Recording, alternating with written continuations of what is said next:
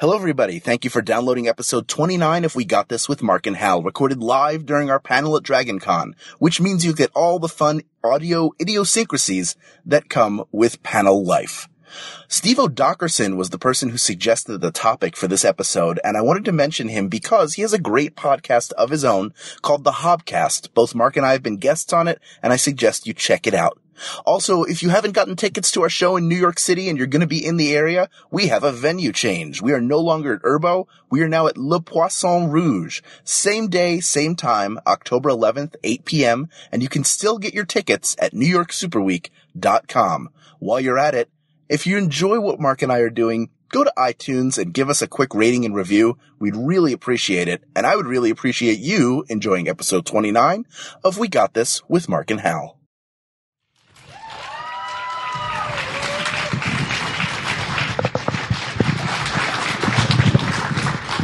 Since the dawn of humanity, one issue has gone unsettled. With the fate of the world in the balance, we're here to settle, once and for all, best classic movie monster. So don't worry, everyone. We got this. Podcast should have a theme song. Podcast should not have a theme song. Yes, they should. No, they shouldn't. They sound good. Yeah, but people are just going to skip past it. You know what? You're right. We got this. Mike Furman and the Double Clicks, everybody. It's such an electronic-y sounding song that I loved the acoustic. Like, I never thought of an acoustic version of that. So, thanks, guys. You can't see them, but they're totally waving. We should point out, because we always mention at the end of the show, Mike Furman is also the man who wrote that song. Right? Yeah. Right? Come on. Hear it for him. Good morning, DragonCon. That sounded so much like church. I'm here to talk to you today. I got a fever in me, and the fever can only be solved by a fake debate. So today we're going to be talking best classic movie monsters. And our guests for this episode, I think, are experts in this field. Absolutely. Maybe not of the best movie monsters. They're definitely experts in the worst movie monsters. Well, they're known for that, but I think they have an appreciation for film and particularly the monster genre, which makes them the perfect guests. Would you like to meet them? Yeah. Ladies and gentlemen, please welcome Mr. Trace Beaulieu. Mr. Bill Corbett. And Mr. Frank Conniff.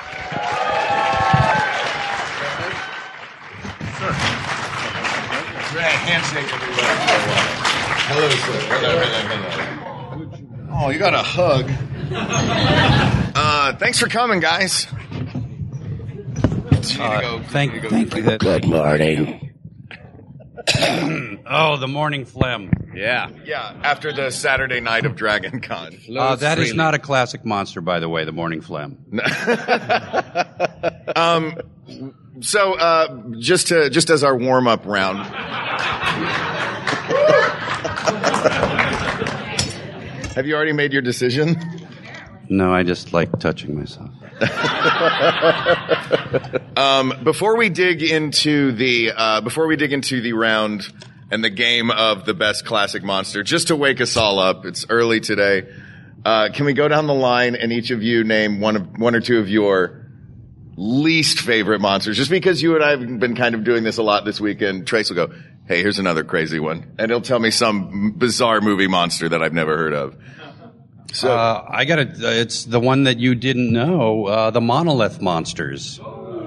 It's basically a crystal that comes out of a comet, and its power is when it gets wet, it grows into a crystal and then it falls over and crushes stuff. And it crushes houses. If you touch it, you turn to stone. What movie is that? The Monolith Monsters. Oh, the Monolith Monsters. Wow. And I think they kill it by getting it in a box canyon, like letting it fall this way and then until it gets into a canyon. How many people have seen that? That's too many people. That is, yeah. I've never heard of it. So you're saying that a rock monster's natural enemy would be a wall? 3 at least. 3 walls. Yeah. The old science rule: 3 walls to kill a rock. Never forget. Or paper. Oh, Right. Fair enough. Right. Couldn't they have just laid paper over the whole thing? That would have solved the problem. The Army airlifts in giant sheets. The 501st origamists are here. Scissors were tried. But they kept getting crushed. Frank, do you have a favorite worst monster? You know, I always thought that the Mummy sucked. As a monster. I mean, why would anyone be afraid of this guy? He's like, he walks really slowly. He's covered in bandages. You could easily like grab one of him and just unravel him and watch him twirl around. And I know that he's unpleasant and not a great conversationalist, but I don't know why anyone would be really frightened by it. Well, you know, maybe initially you'd be a little, oh wow, that guy's completely covered in bandages and gauze. That's kind of messed up. He must have had a radioactivity accident at a CVS or something. But, and, you know, you can easily outrun him. You know, I mean, he walks really slowly, right? I just don't get, you know, why. And I think, too, you know, I guess he's from a more quaint era when that, you know, now, because he was basically a zombie, right? I mean, when you come right down to it, yeah. And now zombies figured out, hey, let's get rid of the gauze, and you know, now they can go really fast sometimes. So I think the Mummy's day is past, personally. Not even the reboot of the Mummy with Brendan Fraser, because he could turn into a sand monster and shoot beetles out his mouth. Oh, I didn't know that because like most of the world's population, I haven't seen that movie. The presence of Brendan Fraser did not entice you, huh? No. Shockingly. No, but, yeah, I didn't know that he could do, and that's smart, you know, I say kudos to the filmmakers for saying, we gotta give him something else. Besides the fact that he's covered in bandages and walks really slowly. Shoots beetles? Fine, Yeah. fine, good. Just beetle shooting. Well, you've knocked one of the universal classic monsters off the list right off the bat. Well, I'm saying he's not that classic. It's tough when you're a lumberer because the scariest thing about you is a limp. Yeah. You're like, it's he's across the room. We only have a half hour to get out. What are we going to do? But you're frozen in sheer terror. I think that's what they were counting on, that to be, you're just stunned that this slow thing is coming at you eventually. But the Mummy did make for a great Halloween costume for a lot of kids. Yeah, it did. It just had a roll of toilet paper. Damn Yes, cheap. exactly. Yeah. He was actually, you could say the Mummy was just a man who was TP'd and went on a rage about it. He was killed in a TP. He wouldn't give out boy, candy. man.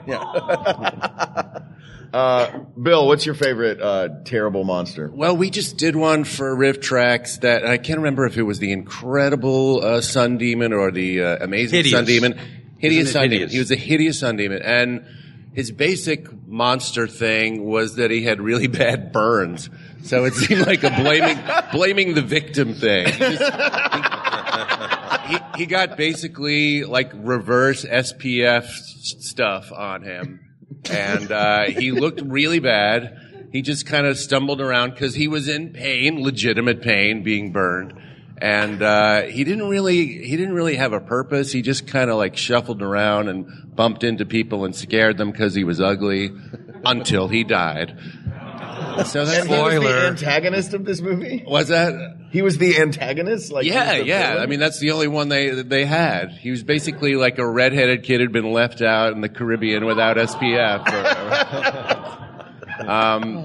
But I think that relates to that guy relates to my larger bête noire in the monster genre, which is just zombies in general.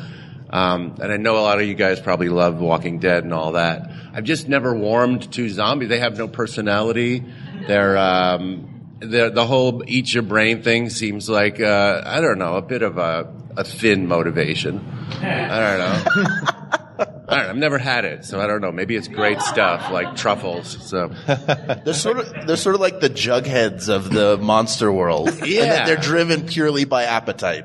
yeah, if that. I don't know what. Humans are their hamburgers. That's Yeah.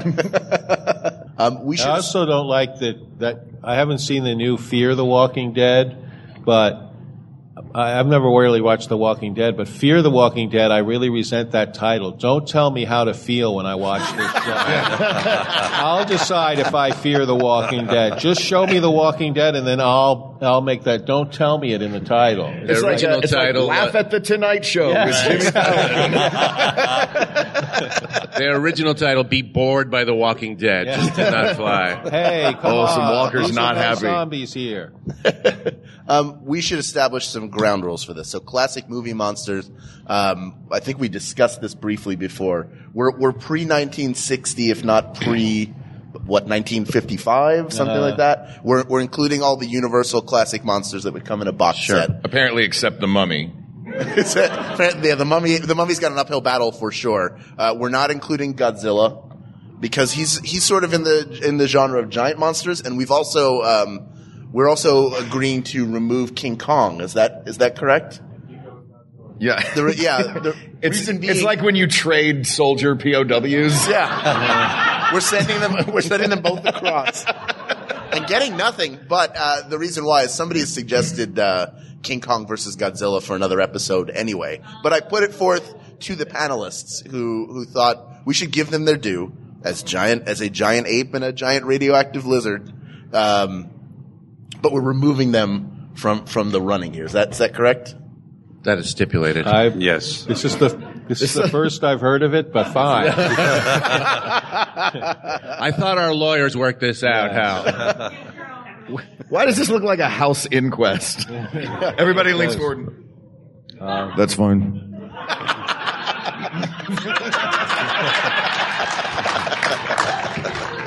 Are you now, or have you ever been a movie monster? Brains. I have to leave these proceedings, but I know the Corleone family is a wonderful... This is an outrage. This is an injustice. So did you? I didn't grow up a huge fan of the movie monsters. I was certainly aware of them. I've seen most, if not all, of the films. But let's sort of go down the line here. I'll start with you, Mark. Okay. Were you a huge fan of the classic movie monsters like Mummy, Wolfman, Dracula, Frankenstein, Creature from the Black Lagoon, that sort of stuff? So I bought a VHS copy of Frankenstein and wore it out. It was my favorite movie. And then I bought another VHS copy of Dracula, and then eventually I just went, I'm just gonna get the box set that already had both of those in it, and that whole box set I wore to the bone, all of those. That was when I was a kid. That was the one box set that was like, going to bed at night, or I'm just gonna watch a little bit of Wolfman, and then I'd watch the whole thing. So yeah, I was a big fan of those. Classic. The monsters. I grew up with those. As Universal had put them all on television, or the rights went so that they could all be on television, and that's what we watched as kids late night on the weekends. The Creature feature. I think every town had their version of that. And I grew up with them. Of course, Frankenstein being the best, and then everything secondary from that. Stay with me. Let's not be a mob, okay? But yeah, the Universal classics for me are, from Phantom of the Opera up till Creature of the Black Lagoon. Yeah. All right, we're done. I have to say the film that really got me into the Universal monsters was Abbott and Costello Meet Frankenstein, and which, in addition to being the best Abbott and Costello movie and is hilarious, it's also a really scary movie. That's what's great about it, is the comedy in it is great and the scary stuff in it is great. So, that really turned me on to it. And like Trace said, every, my local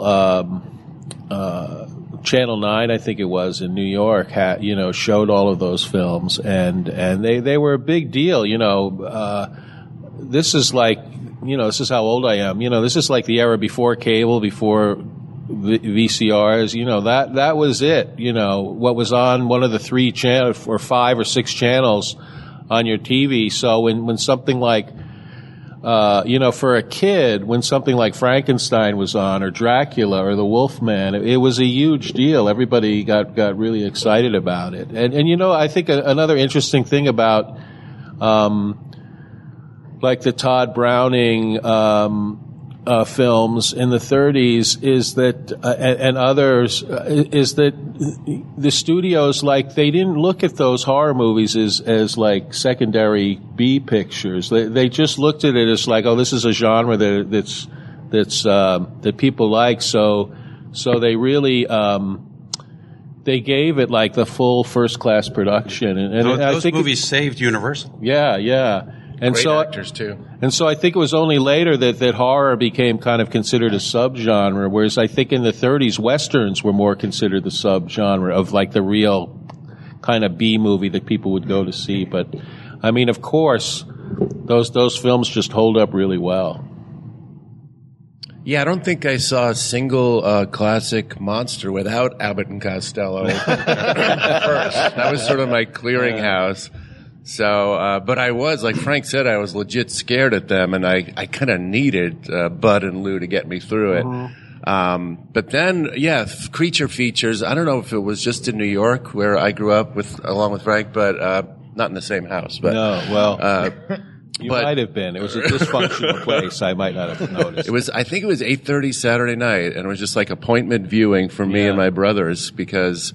We were pretty young. I think as we got a little older, we got lured away by the scarier, bloodier stuff. Like The Exorcist was huge, right. And that kind of changed the way people thought of horror. The Last House on the Left, those real creepy, like that just brought in the, chop 'em up genre. And then I started to think, oh, how quaint Frankenstein.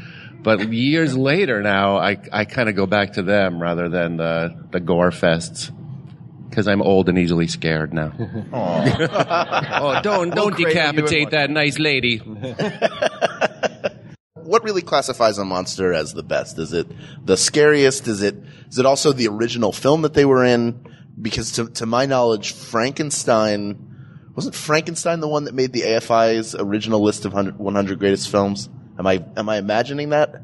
I feel like I don't have the book in front I think you're correct. Yeah. James Whale. That may be the one. So that might be something to consider. But is it just whichever one frightens you the most? I think it's the name of the monster. And Frankenstein is a great name for a monster. But it's not the name of the monster.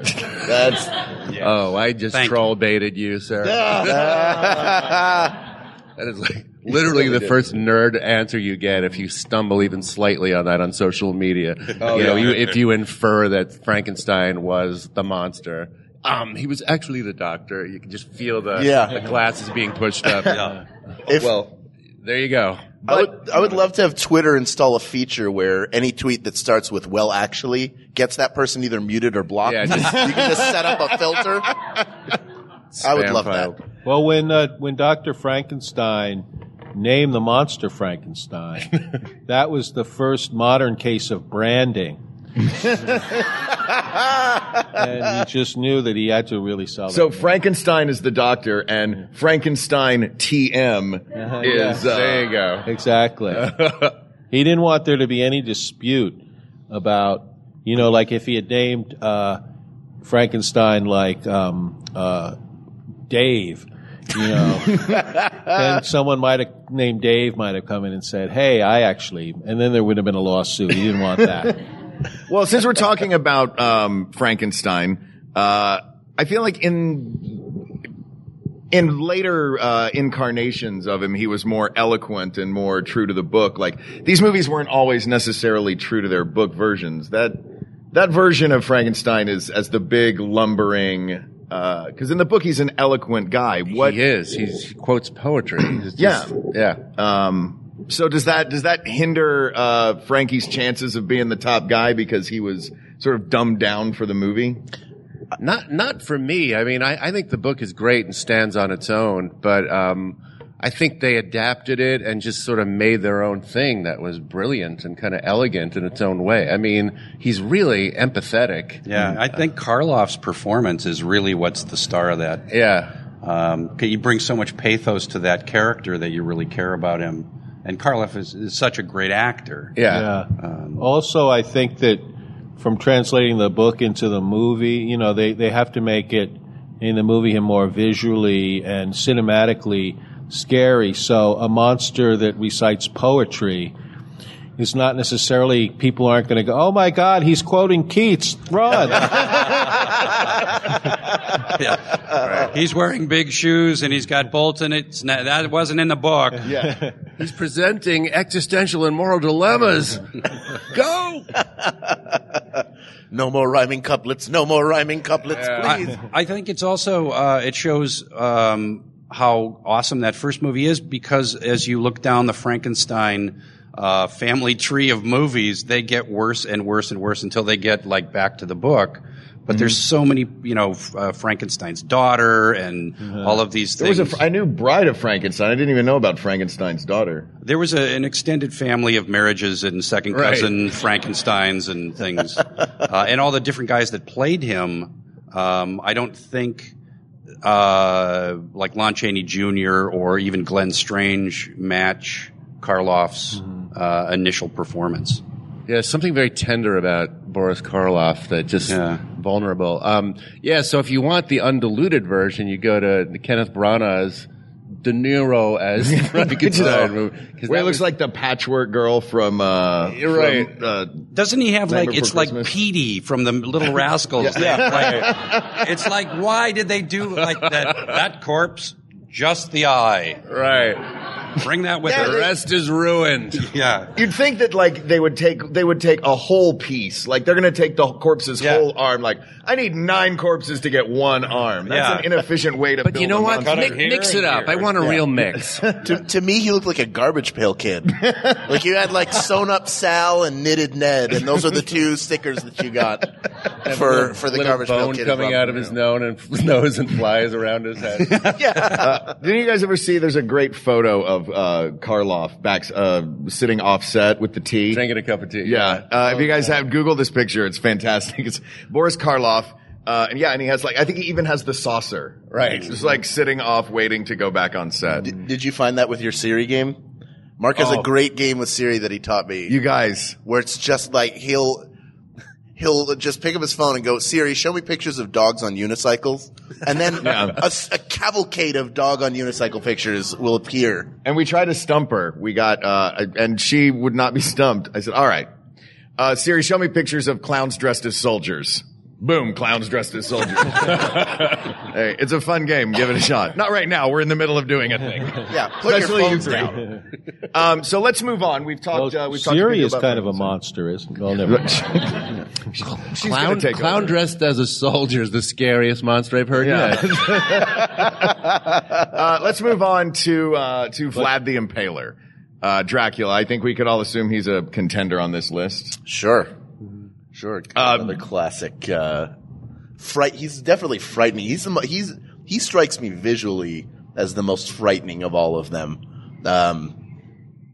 There's something about it. I know it's not necessarily also true to the book, and that was a book that at the time couldn't have been more than 30 or 40 years old. Am I right? Somewhere in there. So it was pretty recent. Came out, what, 32? Sort of like the twilight of its time. It was taking the original vampire movie based on the book. Not in quality. I'm saying it was adapted, people. Put your phones down. He's gone too far. But that, like, to me, that gets points because when I think of a vampire, that's immediately what comes to mind. I don't care how many different versions come out. That's what a vampire looks like. He's always dressed in an evening tuxedo. Like a magician. Yeah. He should look like a magician. And his trick is he makes your blood disappear with his mouth. Now tell me, we've never met before, have we?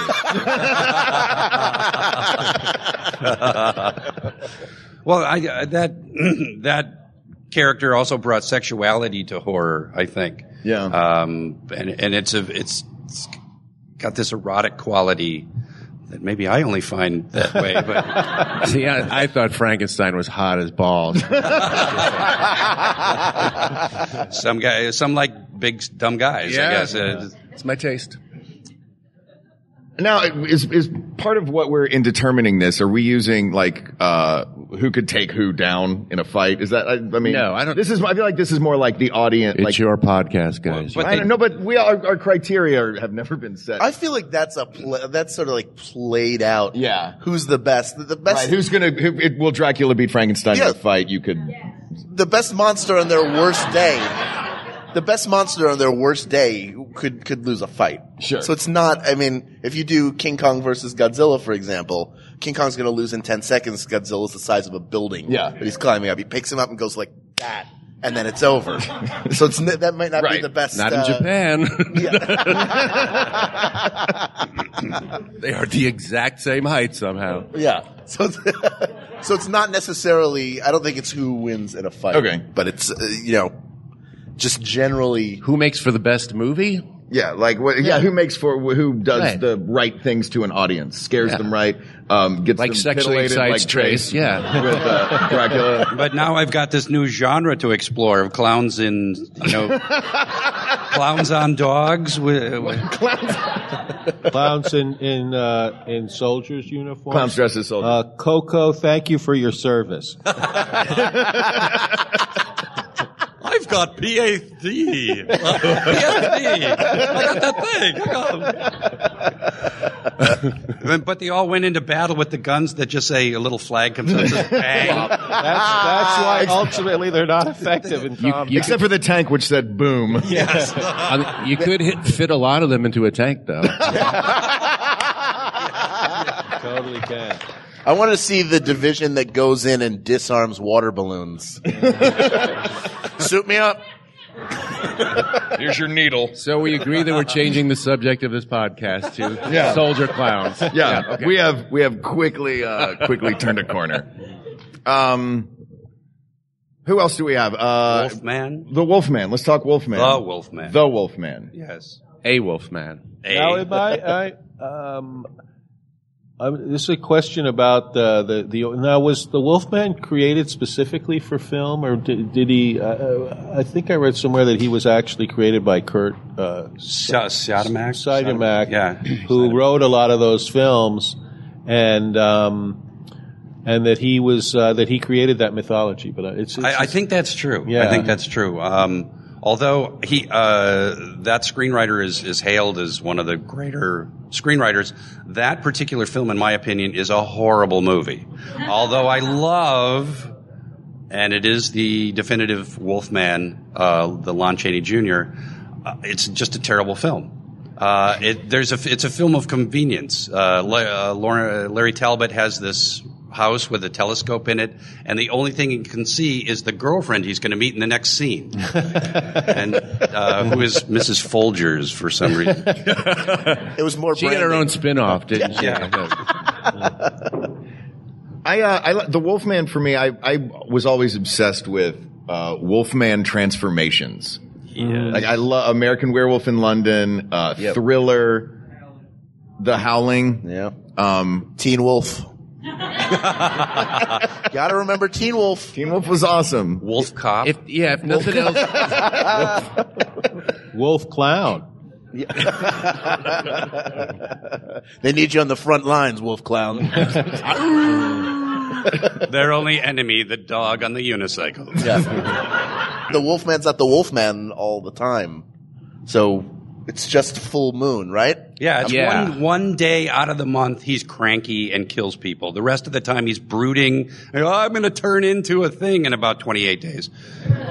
It's also a good example of when sometimes when top tier A-list filmmakers take on a genre like this. I'm talking about the movie Wolf with Jack Nicholson. Mm-hmm. Directed by Mike Nichols, which is not a very good movie, not very scary, and not very interesting. At least in my opinion. If you've ever wanted to see Jack Nicholson urinate, though, that's your movie. I was going to say that's the only thing I remember from that movie. That's the only I'm marking my territory. It's the only line from that movie I remember. Which he does at the Lakers games anyway. It's like a documentary.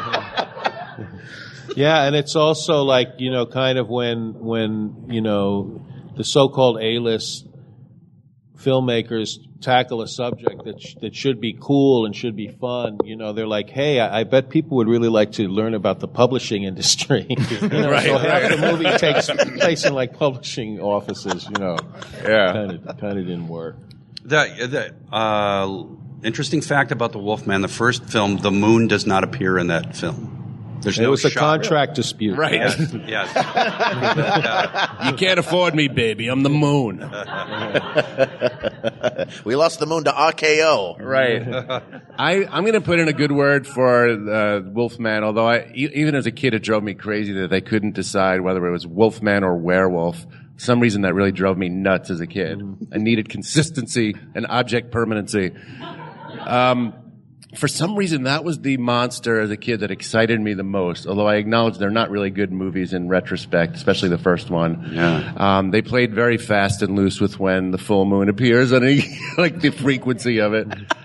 But I kind of love the transformational aspect, right down to the technical part of it. His snout's going to grow out and his clothes are going to rip. And I think that's what I liked about Hulk later on when I was a kid getting into comic books. Like but where the shirt tears on his arm, they always that was probably my erotic trip right there. but I think it had to do with this is a guy who, and especially with Lon Chaney Jr., who had this really sad face. Yeah. He just seemed like he's just a regular Joe trying to get by, and every now and then this crap happens to him and he murders people. The transformation thing always confused me as a kid, and I love all those things that you said about Lon Chaney and the transformation. But the pants thing, which they carried into the Hulk, and I know why as an adult they did that, but as a kid it's like, okay, his shoes are gone now and his shirt ripped off, but he still has some nice slacks on. Right. A little frayed at the end. Little chinos. The Twilight series solved that problem, though, didn't they? And just made them into giant wolves, which was a terrible, terrible way to do that. I think I only saw the first Twilight. Yeah, they you didn't never bring werewolves in. Right? They just became big doggies, basically. Dog Soldiers is a great werewolf or the werewolf or weremen or werepeople or whatever they were. Were-clowns. Ooh. Yeah. We're coming up with some high concept shit up here. This is gold, people. I want to move on, since we're talking Lons Chaney, to the father, the greatest makeup man of 1,000 faces, and the Phantom of the Opera. Right. I was always a big fan of that movie. Yes. It was tough because it's a tough one to throw in the mix just because it was, it doesn't have the benefit of sound. Like the others do. But, well, opera, you don't want sound. Right. You don't want a movie with opera. It is very scary. Yes. The fact that he attracted Andrew Lloyd Webber to him. Turned it into a real horror. Am I right? Back me. Oh, never mind. Yeah, we are talking the Lon Chaney Phantom of the Opera, not the Gerard Butler. Yeah. Okay. All right. I will say I saw the when Phantom of the Opera was touring when I was a kid. It came into Philadelphia. It was always touring, probably still is. And all I wanted to see the entire film. I did not care about the music. Did not care about any of the characters. I just wanted to see the makeup job on his face. Because I grew up with that pig-faced, Lon Chaney, frightening-looking Phantom of the Opera. And I wanted to see what was under the mask. We were so far away because we couldn't get good tickets. And I had whatever like the field glasses were that we got that were like $5 didn't work. So the one moment of the film, all I saw was what looked like a bruise wearing a suit from across the entire theater. So I hold a grudge against the musical for that reason. But that Bruce is a really good singer. They should have been like, he's taking his mask off. Let's put a magnifying glass in front of him for everyone to see. But yeah, I Phantom of the Opera for me definitely frightening. I don't know if he holds up against a Frankenstein or Dracula. I like that kind of story where they give the monster sympathy, where there's like,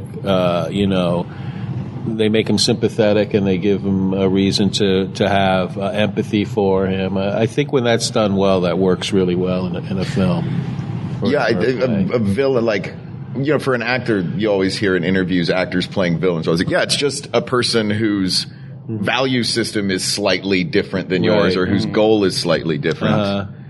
But Frankenstein and Phantom of the Opera. Also Hunchback of Notre Dame is like that too. Oh, I was a big, but I wouldn't consider Hunchback a monster.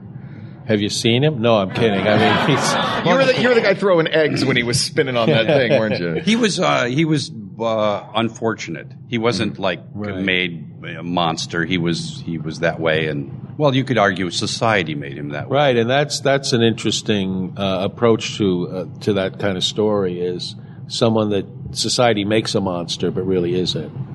And that would have been Phantom of the Opera. Yeah, and especially Hunchback of Notre Dame. Did you see the Disney version where they tried to make him kind of cute? I love the Disney version. I just watched the Disney version a week ago. Yeah. This is true. And the only moment, because I loved it I remember seeing it in the theater, and there's spoiler alert, it's Hunchback. It was written 200 years ago, but Quasimodo falls off of the Cathedral of Notre Dame, and in the Disney version, there's that moment at the end. And Quasimodo goes to fall, and then from like a balcony halfway down, Kevin Kline's character reaches an arm out and catches him. And I remember in the theater being like, what? And that's how the Disney version ends. Right. Really? Yeah. He scoops him back up, and then they go downstairs, and a little girl comes up, touches his face, and hugs him. And I'm like, oh, now I'm happy again. So, what about Dr. Jekyll and Mr. Hyde? Does he enter the conversation? That one got. We got some Heidi hoes here. Is that what their fans are called? And if I could just go all Forey Ackerman all over you for a minute, it's Jekyll. It's not Jekyll and Hyde. Did you ever Jekyll. see Dr. Jessel and Mr. Hyde with Georgie Jessel? Old people, that one is for you. You ever seen Anthony Jeselnik in Mr. Hyde? Young people, that's for you. Oh. And that's another example, too, of Dr. Jekyll and Mr. Hyde, which was done at MGM, and it was like a completely top-of-the-line mainstream production, directed by Victor Fleming, who directed The Wizard of Oz and Gone with the Wind. Oh, I didn't know that. Yeah. Which version are you talking about? The Spencer Tracy version. The one guy goes, oh. And then there's a Frederick March version, yeah, too, and then right? isn't there there's like 3 or 4. Yeah, but I'm talking about the Spencer Tracy one with Ingrid Bergman, and the Frederick March one is also very a picture. The Frederick March one, when they turned him into Mr. Hyde, you knew he was evil because they gave him eyebrows. Yeah, They just gave him bushy eyebrows for his Mr. He's Hyde. like the modern Joker, the Jared Leto version with damaged, evil guy. I'm so glad that upcoming film is letting us know that the Joker is in a bad way mentally. Yeah. I was never sure. But when you tattoo it on your chest, then you know. And as a moviegoer, I appreciate that because I have no brain. I think Was that to remind us or to remind him? Because if he's looking in the mirror, he's going, what? I think it'll be. Should I go to the office today? Oh no, evil. Right. I think it'll be an interesting and unique to see a very dark take on the Batman mythology. It's high time. Finally. It's about time. Yeah. Come on. So what about Creature from the Black Lagoon? I think that sort of completes the group here. The Invisible Man. Oh, the Invisible. Well. See, the Invisible Man. The Invisible Man. He becomes invisible and then loses his mind. Well, is that the idea? Invisible Man was in my top contenders for this because Oh, yeah? that was I loved that movie, and I think that character is just such a fascinating guy, and much like the transformation scenes with the werewolves, it's fun to watch him take that take the bandages and the goggles off. That was a breakthrough in terms of special effects, in terms of invisible string technology. You know, you can move things around without you seeing it. The telephone. Yeah. I'm holding a telephone. That's right. I usually hold it 7 feet from my shoulder. Hello, Milwaukee. I'm holding a gun on the bed and you somewhere with my rubber arm. We did a movie on MST3K with Ben Murphy. I can't remember, what was it called? Any nerds out here remember? Say again? Alias. To Gemini Man. It was a TV series, and that was he had a little watch that could turn himself invisible, and the spatial relationship between him and the objects he was holding was always so far off. And so if he was holding a phone, it would be like 3 feet above his head, behind his back. Well, also when you see those things that are being moved around on fishing wire or something, it always looks like the invisible person is drunk because it sways. It's not on a perfect track. I'm all right. I'm just invisible. Shut up. The best effect of all is him wearing his clothes. The Invisible Man wearing clothes is pretty great, I think. You know, just a suit walking around. Right. They realized you just can't have an invisible character on film. Right. As cheap a special effect as that is, you have to do other stuff. But then that defeats the whole point of his invisibility. If he puts on a suit and then he's just, a coat hanger walking down the street. But the thing about you guys mentioned earlier the Frankenstein and the characters that had sort of that pathos to them. Mm-hmm. The Invisible Man doesn't have that. He comes in that movie from the beginning a jerk. He's a pretty cold dude. Yeah, and Claude Rains plays it just he was perfectly. I mean, it's a great performance because a lot of it he just has to do vocally. But he's not a likable guy. Not in the least. And that's Gloria Stewart, wasn't it, from Titanic? Wasn't that the ingenue who 80 years later was in Titanic? Throw the gem in the river? That was her. That was the in the river? Did you think the Titanic was piloted by Mark Twain? It's like the river. Never let go, Rose. Just put your feet down. Just put your feet down. There's a rock right under you. Next stop, Oak Bend. That's that Atlantic Ocean is a hell of a big river. That was from the knockoff Riverboat Titanic. Where it just the Randy 3 Newman feet. musical, right? Yeah. I'm the king of the world. All right, so now Creature of the Black Lagoon, which I expected to be Mark's favorite because he played Ben Chapman in the Thrilling Adventure Hour. But not so. He hates the Creature from the Black Lagoon, all you Black I don't Lagoon hate fans. the Creature from the Black Lagoon. Absolutely hates him. No, I like the creature. I think as a monster, he's got a walnut brain and, it's all instinct and it's like a zombie. It's, food, girl, threat. You know what I mean? Well, I always thought I love the Creature of the Black Lagoon. As a movie, it's fantastic. One of my favorites, one of the best man in a suit, special effect makeup costume jobs. Totally. But I always thought, having raised fish as a kid, couldn't you just overfeed him? Could you screw up the pH balance in his tank? Insta death. I also think that the Creature from the Black Lagoon might have an issue of saying, you know what, I'm more than just where I'm from. I'm an actual. Why don't you give me a name? I'm not just. I'm okay. I'm from there, but I'm someone besides that. Yeah, my name is Dave. Dave Fishman. That's what they actively called him, though, as I recall. They called him the Fishman, didn't they? In the movie? Gillman. The Gillman. That's right. The better. Mr. Gillman. Like Vince Gillman. No, it's Gillman. Everyone keeps running it together. It's not Gillman. It's Gilman. Yeah, Gilman. So is it the Wolfman? Just like it's Steve Spiderman. Spiderman. Steve and Emily Spiderman. Nice couple. It's hard to warm up, literally, to the Creature from the Black Lagoon, I think, because it is a wonderful makeup job, and it's really active. Like, he swims around in that thing. I mean, technically, it's a real achievement, but because he's so static in a way and can't speak, you might feel a little sympathy for him, but you wind up having to rely on the humans around him too much. And the one that we did for MST3K was John Agar was the main human. Was that The Creature Walks, or that was the second one, Revenge of the Creature, which had a little cameo by a very young Clint Eastwood as a total, he's a lab noob. tech or something. Yeah. Like. At that point, is it a cameo? It's just a bit part because he wasn't famous. It was, yeah, you're right. It was a bit part later retconned into a cameo. Hey, we managed to get this unknown bit player for a cameo. Yeah, right. People are gonna love him. But I mean, he's off screen too much in some ways because a lot of the people talking about what to do about him.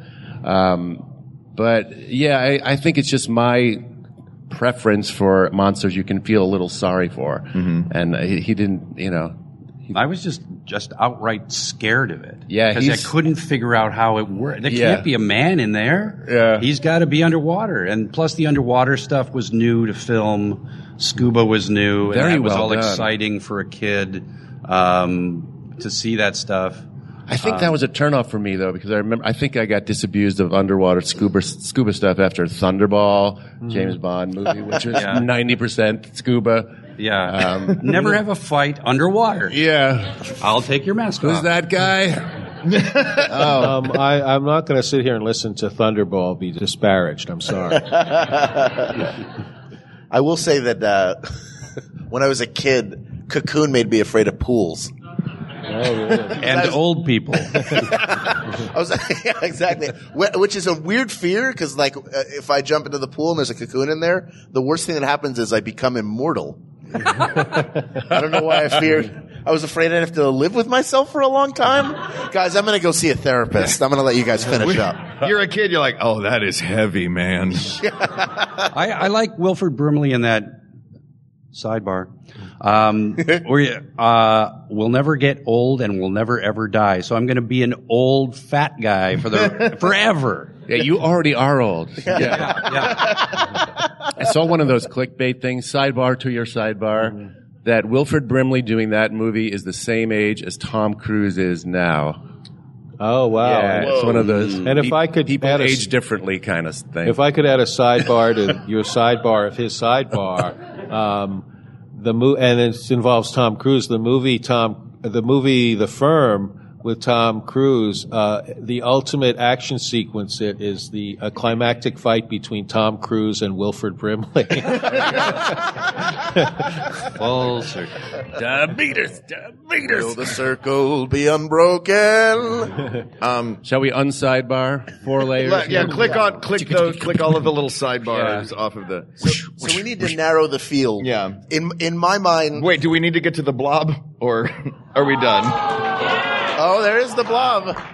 Can pass through sinks. That's not a monster. That's gelatin. Fair enough. That's a Minnesota dessert. It's a monster. It's a gelatin. It's a monster. Hey, wait. It's a monster and a gelatin. You got gelatin on my monster. Call it what you want. It's delicious. I think that's kind of a subgenre, if I could be so bold, of meteors crashing just outside town. Monolith monsters, Slither, it's always seen by a guy who's got an empty booze bottle. In fact, before AA came along, the only way people stopped drinking is if they saw a monster. Yes, yeah. Or they think they saw one. Right. What? They would look at it first. Yeah. Or later on, you could see a dragon like Lampy did in Pete's Dragon. I think that scared him straight. Yep. I swear I saw a dragon. Yeah, he learned the entire town didn't believe him because he drank. And he that was another trope of the Abbott and Costello movies. I saw Frankenstein out in the hallway. You didn't see Frankenstein in the hallway? I saw Wolfman out in the hallway. Yeah, that's a different movie. We haven't made that yet. And by the way, the scariest monster in those films is Bud Abbott. Yeah. Yes. And I'm like the biggest Abbott and Costello fan in the world. And what I love about it is their whole relationship is just based on Bud Abbott being a total He's hitting him. Yeah, he's nice. Thoroughly abusing his adult friend. Yeah, just doing stuff just to mess with his friend. My favorite is Abbott and Costello meet Jesus. Oh, I saw Jesus in the hallway. You didn't see What are you Jesus talking about? That was how the church recruited people back then. Yes. It stars Kirk Cameron. Yeah. Oh, talk about As monsters. You're right. So, okay, we got to narrow the field down. Because we're running out of time. Are we? Yeah, we got a few minutes left. In my mind, I have a final two in my head, which are Dracula and Frankenstein, and I don't know. Does anybody disagree with that? Is there anybody in that group of monsters who would measure up to the two of them? I would timidly say the Wolfman. You would put the Wolfman in? Yeah, But- that's a strong contender. It's 7-year-old me watching creature features talking. Yeah. So is that a good top three for everybody? Absolutely. Yeah, totally. Okay, so then Frankenstein, the Wolfman, and Dracula. Like the three Halloween costumes in a Norman Rockwell painting. yeah, they're the three Pez dispensers, Yeah. the three shampoo bottles, anything that Universal will put out, you can get those pretty easily. I mean, what's the preference of those three? Let's go down the line and see if we all agree. We'll start with you, Bill, and come back this way. For me, it's tough between Frankenstein and the Wolfman, and I love Dracula. I don't remember ever being that scared by him as a kid. I was sort of intrigued and probably sexually titillated, just like Trace. But yeah, between those two, they're both sympathetic. They're both. I'm going to say Wolfman just by a hair. Just, Come on. I swear to God. I was playing hashtag midnight without thinking about it. Yeah, I think that because I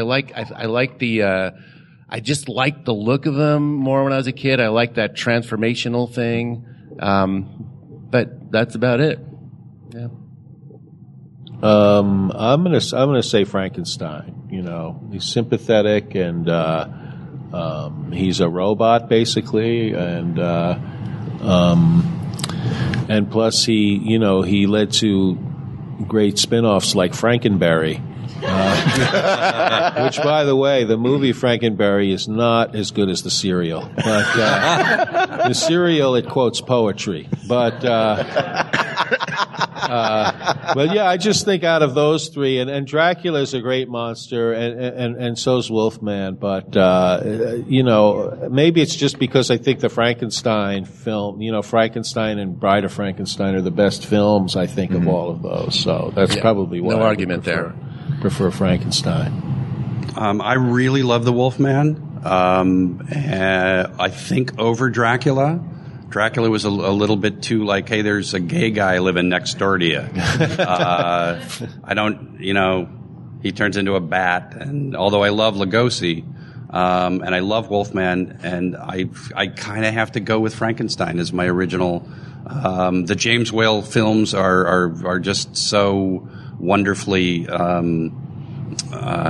shot. They look great, and in that series, the first three, the rest are crap. Where you get Elsa Lanchester and then Son of Frankenstein, and then it starts to kind of deteriorate.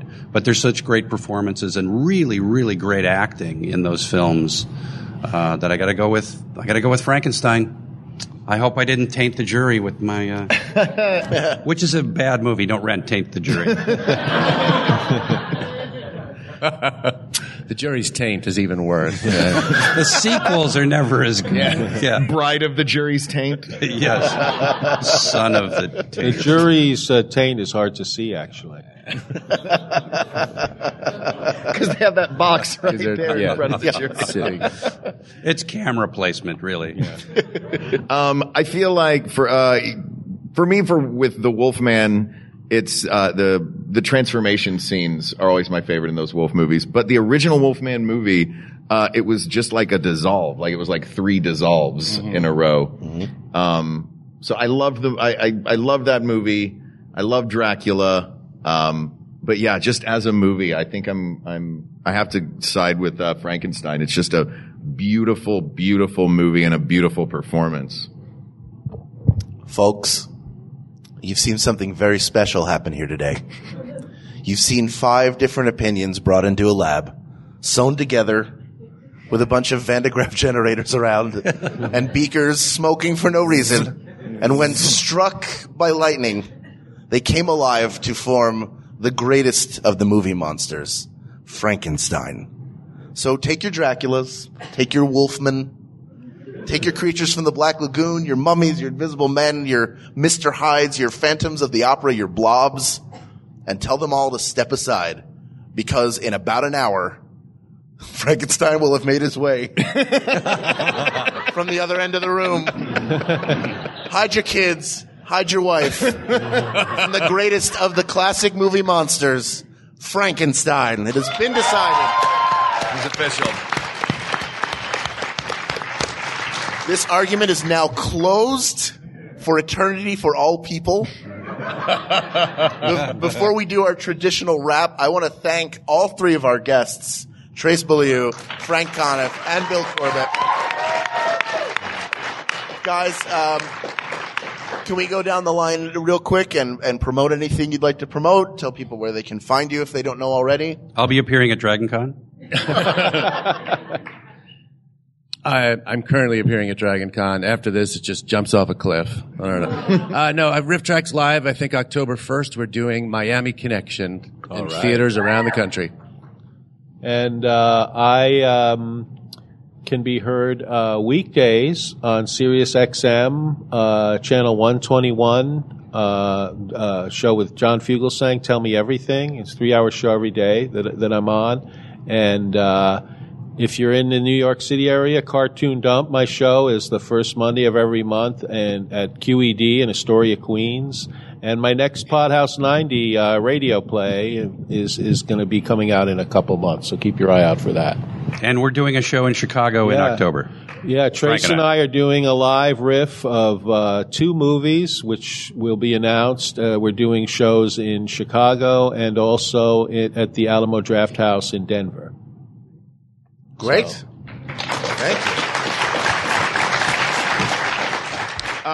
So this has been settled, but as always, there are a million other arguments that the world needs an answer to. So please send them to us at We Got This Tweets on Twitter. Or email us at wegotThisPodcast@gmail.com, or visit us on Facebook, facebook.com/We Got This Podcast. We already thanked him earlier, but thanks again to Mike Furman for the incredible theme song we have, and the Double Clicks for sitting in and performing.